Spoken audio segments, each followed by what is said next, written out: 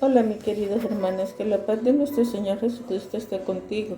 Iniciamos nuestro estudio de Isaías. Vamos a estudiar Isaías 1:1 al 6:13. Acuérdate de leer los versículos por tu cuenta. Vivimos en días bastante difíciles. Por todos lados hay preocupación, amenazas políticas, vemos descontento. En la esfera económica nadie sabe qué le depara en el futuro.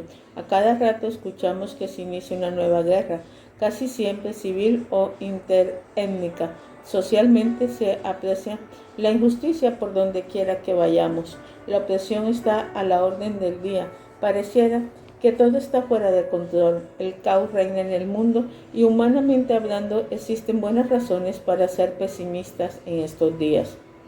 La época en que vivieron y ministraron los profetas Isaías y Miqueas fue muy semejante a la nuestra y por ello el estudio de sus libros nos ayuda a ubicarnos cristianamente en todos tiempos tan tumultuosos. Los mensajes que presentaron al pueblo de Israel 300 años antes de Cristo son tan actuales hoy como cuando fueron predicados. Las lecciones espirituales que encontramos en ellos nos deben alentar a vivir con fe y esperanza en medio de una situación totalmente incierta. Estudiamos con el fin de levantar nuestro ánimo y vivir gozosamente a pesar de las circunstancias que nos rodean. La clave para tener este punto de vista optimista es el conocimiento adecuado del carácter divino. Todo lo que acontece tiene que interpretarse con una perspectiva teocéntrica. En Isaías y Miqueas aprendemos que el Señor es el único que puede darnos luz en medio de las tinieblas, esperanza cuando atravesamos por las situaciones más desesperadas y paz en medio de tanto conflicto. Los profetas enseñan que nuestro Dios reina y por lo tanto debemos recobrar el aliento y enfrentar confiadamente todas las circunstancias negativas que nos acosan. Historia 1:1. En el primer versículo del libro de Isaías es de suma importancia porque en él encontramos todos los datos que necesitamos saber para ubicarnos históricamente. El autor dice que este libro es la visión de Isaías, hijo de Amós. Es muy poco lo que sabemos acerca de este personaje. La evidencia interna revela que era casado y que tenía 2 hijos, vivía en Jerusalén y tenía acceso libre a la presencia del rey. Por lo tanto, que era uno de los asesores de confianza. Su nombre significa Jehová es salvación y es muy apropiado tomando en cuenta el contenido de su profecía. El tema de la salvación es tan importante en este escrito que a Isaías se le conoce como el profeta evangélico. La tradición asevera que fue martirizado y aserrado durante el reino de Manasés, el más malvado de todos los reyes de Judá. Hebreos 11:37. Los expertos discuten si es el mismo personaje el autor de todo el libro que lleva su nombre.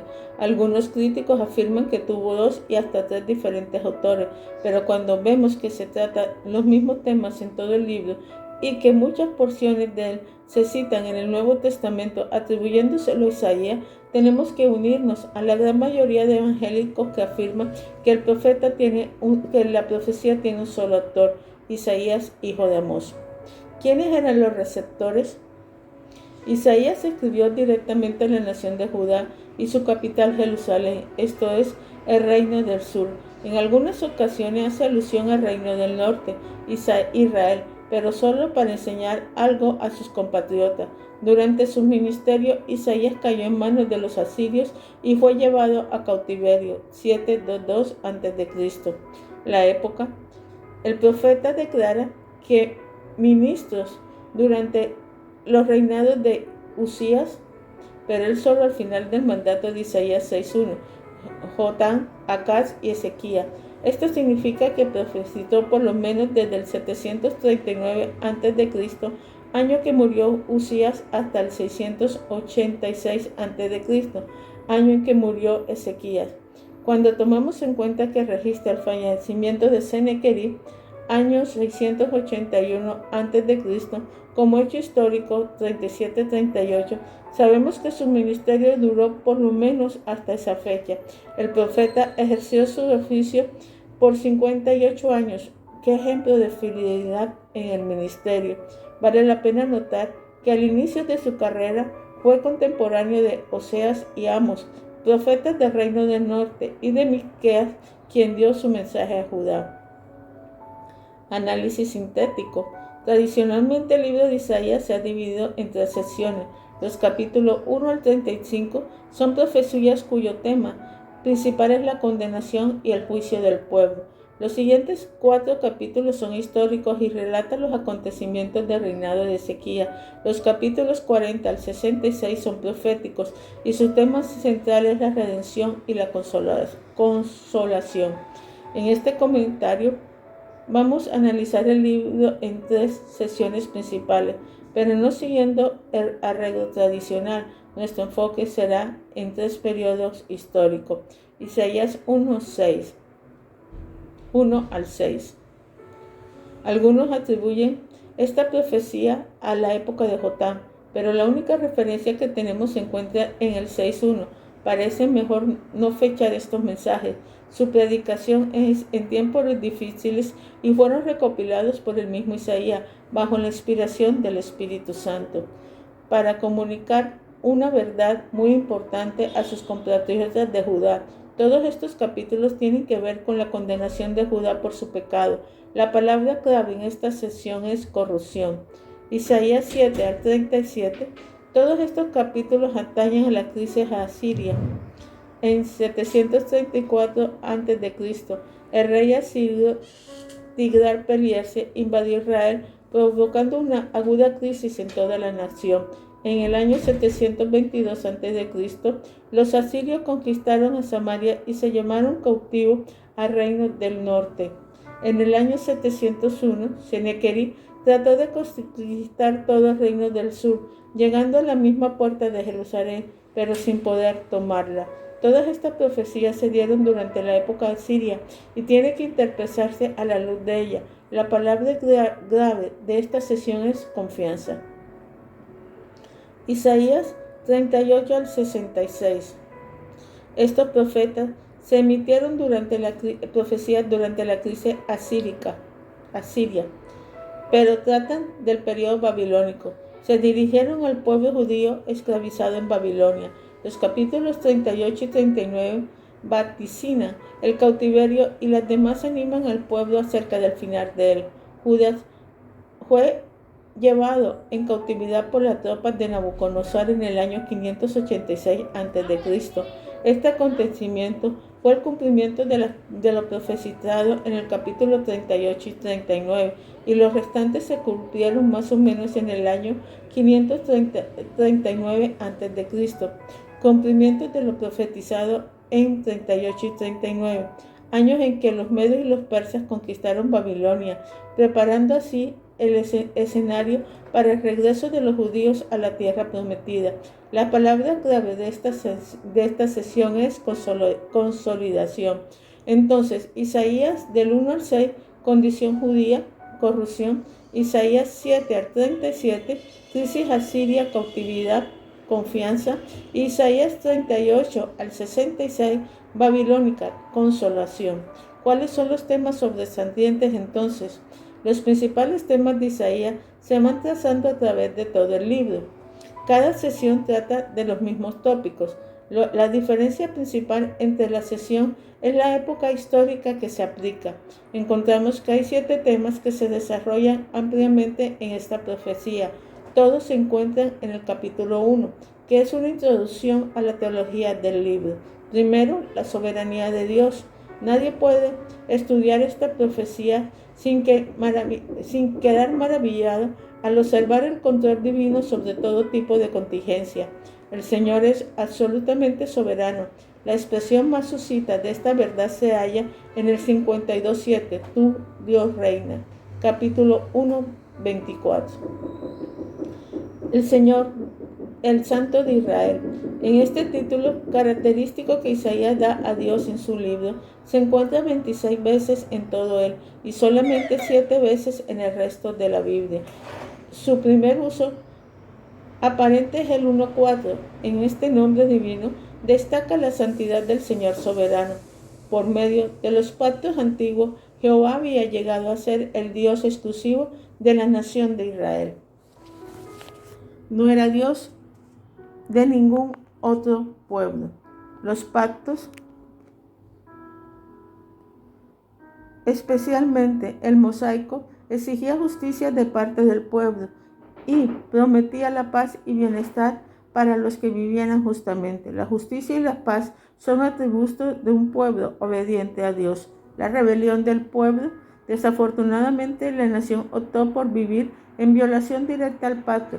La gente siempre se mostró rebelde a los mandamientos divinos. 1, 2, 5, 20 y 28. El castigo. Nadie puede quebrantar las estipulaciones del pacto y salir ileso. El Dios soberano y santo siempre castiga la rebelión de su pueblo. 1, 5, 8. Pero Dios tiene también perdón y la salvación. El Dios de pacto siempre está dispuesto a perdonar y a salvar a los que se arrepienten y regresan a su devoción al Señor. Él mismo, en su gracia, envió al Mesías, el siervo sufriente, para pagar el precio de la redención.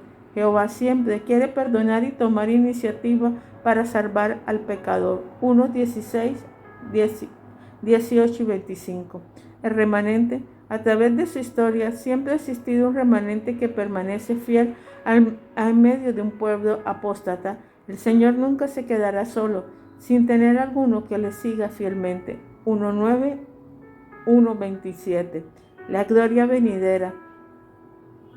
La nación de Israel tiene un lugar importante en el plan de Dios para el futuro. Actualmente el pueblo de Dios está en rebeldía y sufre castigo divino, pero el Santo de Israel no ha terminado con él todavía. Vendrán días en que Jerusalén será la capital del mundo y la llamarán ciudad de justicia, ciudad fiel. 1:26. No hay duda, el Señor reina y cumplirá todas las promesas hechas a su pueblo. Será el Santo de Israel perpetuamente. Pensemos entonces, medite por unos minutos sobre estos 7 temas. Piensa que también se aplica a su vida. Si persiste en desobedecer, ¿saldrá ileso o sufrirá la disciplina divina? ¿Cuál es la meta última que el Señor tiene para su vida? Isaías 1, 2 al 6, 13. Los primeros 6 capítulos de Isaías forman una introducción muy bien estructurada que presentan los temas principales que se desarrollan a través del libro. Es probable que el contenido de esta sesión no proceda de una misma época del ministerio del profeta. Cuando se sentó a escribir su obra, seleccionó estos mensajes para impactar al pueblo.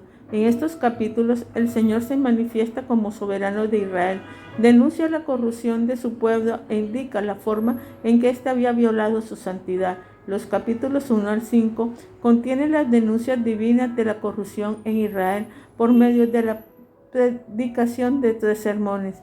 El 6 revela el llamamiento divino del profeta. El tema general de todos los mensajes es que Dios no es lo que debe ser y por eso Jehová tiene que castigarlo. Seamos lo que debemos ser conforme al Señor. El primer mensaje del 1 al 2:31, toma la estructura de un juicio formal. El Altísimo es el juez, Israel es el acusado y los cielos y la tierra son testigos. El juez acusa, versículos 2 al 17. El juicio comienza con un juez que denuncia la perversidad de su pueblo. Señala primeramente la rebelión de la nación, versículos 2b al 9, y sigue con una acusación severa contra la hipocresía religiosa, 10:14. Termina citando la injusticia social que imperaba en toda la nación, 15:17. El juez invita, versículos 18-20. Enseguida, el juez le pide al pueblo que arregle cuentas con él, 18, y pone en claro que el resultado del juicio depende totalmente de lo que ellos quieran hacer, 19-20. El juez evalúa, 21-31. En las últimas sesiones de este sermón, el juez hace una evaluación de Jerusalén, contrasta lo que era antes con lo que es, de ser fiel y justa. La ciudad había pasado a ser completamente corrupta, 21-23. La promesa de redención para el remanente fiel, 24-27, es seguida por el castigo contra los que persisten en la rebelión e idolatría, 28-31. El segundo mensaje, 2:1 al 4:6, Es de una prédica franca que sacamos el título de este capítulo. Segundo mensaje, lo ideal, vos lo real. El soberano santo sabía que su pueblo debería ser y sería, y lo contrasta con la realidad de aquel momento. El sermón comienza en el 2.1.4 y termina en el 4.2.6, exponiendo lo ideal, dando a entender que este es el tema principal de su mensaje. A mitad de él, el 2.5 al 4.1, encontramos una descripción de la realidad que vivía la nación. La gloria venidera 2.1.4. En este trozo literario, el profeta nos lleva a los últimos tiempos para los judíos que significaban el establecimiento del reino mesiánico. La ciudad de Jerusalén será exaltada sobre todas las naciones, quienes acudirán a ella para aprender del Señor. Desde Sión se juzgará a los pueblos y de ella emanará la justicia y la paz. ¿Qué diferencia tan grande existe entre lo ideal y la condición de Jerusalén en la época de la denominación asiria cuando Isaías pronunció estas palabras? La desgracia en que vivían 2.5.4.1. El autor pasa de lo sublime a lo ridículo. La Jerusalén del final del siglo VIII a.C. no se parecía en lo más mínimo a lo que debería ser. Los pecados del pueblo eran múltiples, 2.5.22. Isaías señala específicamente la práctica supersticiosa, 5 al 11, la desobediencia, 12.17, la idolatría, 18.25 y la autosuficiencia, versículo 22. Las consecuencias de esta conducta pecaminosa se encuentran en el 3 del 1 al 4.1. Estas profecías se cumplieron históricamente con el sitio de Jerusalén que perpetró Sennacherib en el año 701 a.C. Son tres los resultados que vemos de eso. Primero, desorientación política, 3 del 1 al 9. El pueblo caerá en una anarquía generalizada por la falta de un liderazgo capaz. Segundo, retribución equitativa, 3:10 al 15. Los justos serán bendecidos, versículo 10, y los impíos castigados, versículos 11 y 15. Tercero, de dominación femenina, 3.16.4.1. Esta porción expone la frase del versículo 12b, y mujeres se enseñarán de él. La situación será tan crítica que debido a las bajas sufridas por los varones habrá una cantidad desproporcionada de mujeres al mando. Todas estas descripciones del pecado con su consecuencia pueden pensarse en el futuro y aplicarlo a la nación de Israel durante la tribulación. Sin embargo, en esa época futura, todo se agravará grandemente. La gloria venidera, 4.2.6. La tribulación no es el final de la historia de Israel. Esa nación siempre triunfará. En el versículo 2.1.4 se describe la gloria venidera de la ciudad santa. Esta porción también habla de ella, pero enfoca a la gente. El Mesías, el renuevo de Jehová, versículo 2a, aparecerá con toda su gloria, y el remanente fiel será protegido y bendecido ampliamente por el Señor, 2b6. En aquel día, el pueblo será lo que siempre debió ser, santo. Versículo 3b. Tercer mensaje, 5.1 al 30. Este sermón se basa en una parábola fácil de entender. Se divide en tres partes. La parábola relatada, 1.7, la parábola de la viña, que tiene que ver con expectativa frustrada. El Señor aparentaba cosechar uvas dulces de la viña que había cultivado y cuidado con tanto esmero, pero solo encontró uvas silvestres muy amargas. Israel, la viña, en vez de producir frutos agradables, produciría una cosecha de injusticia y opresión. Versículo 7. La parábola es interpretada, versículo 8 y 30. ¿En qué consisten las uvas silvestres? Se describe en 6 ayes, 8.12 y 18.23. En el compartimiento denunciado incluía avaricia o materialismo, 8.10, disolución o borrachera indulgente, 11.12, espíritu desafiante o burla religiosa, 18.19, valores morales invertidos o autoengaño, versículo 20, soberbia o independencia, versículo 21, e injusticia, versículos 22 y 23. ¿Cuáles serían las consecuencias de esta conducta? Versículo 13 al 17, 24, 30. En forma general, vendría el cautiverio y la destrucción.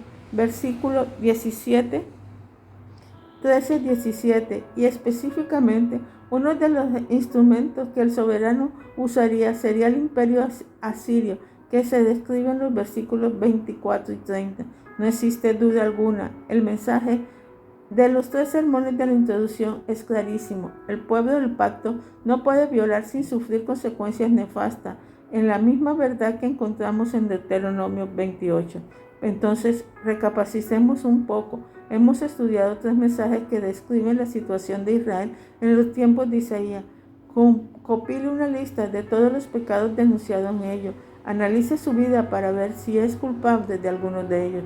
Confiese sus faltas y escriba perdón y reciba el perdón prometido. Primera de Juan 11:9. El llamamiento divino 6:1-13. El profeta aplazó al relatar su llamamiento. Después de leer los primeros 5 capítulos, los israelitas de generaciones futuras se preguntaron: ¿quién es este que acusa tan severamente a nuestro pueblo? ¿Y cuáles son las credenciales? La respuesta es que es un hombre que vio personalmente al soberano santo de Israel, versículo 1:4, y que respondió adecuadamente a hacer su confesión, versículos 5:7. Su llamado había venido directamente del Señor, versículo 8, quien inmediatamente le envió y le avisó que el pueblo sería rebelde a su mensaje, versículos 9-10, y sería castigado, versículos 11-12, pero siempre se conservaría un remanente fiel, versículo 13. Estas credenciales, ¿quién podía discutir con el mensajero y su mensaje? ¿Alguna vez has tenido un encuentro transformador con el Señor? Medita en Él. ¿Has sido fiel al llamamiento que recibiste como lo fue Isaías a sus 58 años?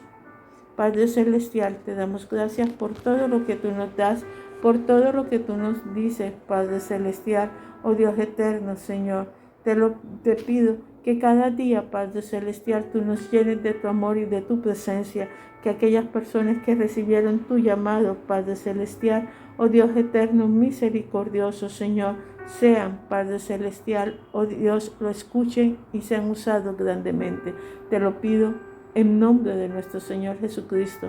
Oh Dios eterno, danos sabiduría en estos tiempos para que podamos, Padre Celestial, permanecer firmes, Señor, a todo lo que tú nos has llamado a hacer.